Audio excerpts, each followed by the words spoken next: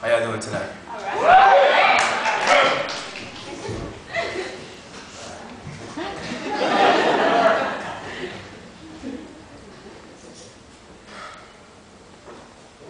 I always feel like it's appropriate to introduce yourself correctly, so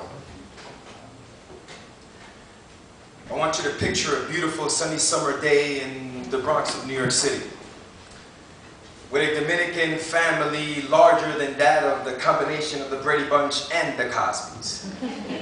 I mean, your family is so large, you've got like 6 grandmothers. You know what I'm saying? So imagine how good the food at the cookout must have been. You know what I mean? The taste so close to sin, with so many flavors, your taste buds would have thought they were having an orgy on the day they lost their virginity to a plate of my mother's arroz con pollo, coño. Imagine you had a second stomach. So you could stomach the idea of what an almost perfect family we were. Now imagine having like 4 sisters, 2 brothers, but out of all your siblings, you were really close to one. The one you shared a bed head to toe with. The same one you used to fight over which Saturday morning cartoons you was going to watch with. The same one who took your favorite pair of jeans to school. The same one who was there when Pops left. The same one who years later you disconnected with. Only to find out that when you almost reconnect again, he kills himself. Now, you can imagine life's episodes of happy days for me and my family were over. And you can imagine the seasons changing in the weather, because whether you like it or not, the rain became synonymous with his downfall. His fall of the 225th Street Bridge. His uprise 3 days later flowing above Harlem's waters. Imagine having to identify your own brother's body in an autopsy.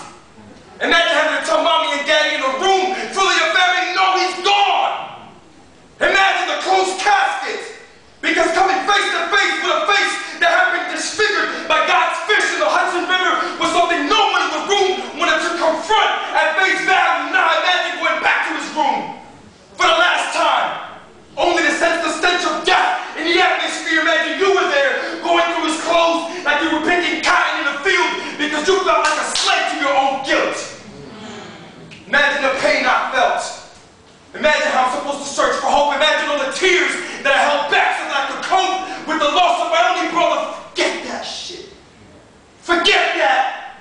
Imagine the turnover, the spiritual mutation that allowed me to speak to millions when his spirit entered my tongue, his gift that lives in me, my scream, his exhale, with all his breath and might in each syllable. Imagine me being capable of changing just one person with one poem of the mothers that have cried on my shoulders, the street soldiers that are willing to put down their weapons, and any other person in this room right here tonight who's willing to listen to not me, but to a kid who in this lifetime was never loud enough. So I'm proud to be the one who is carrying his new voice.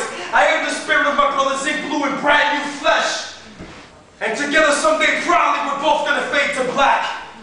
Because a life without this gift of poetry, what we're experiencing here tonight, this beautiful art form, and life without this gift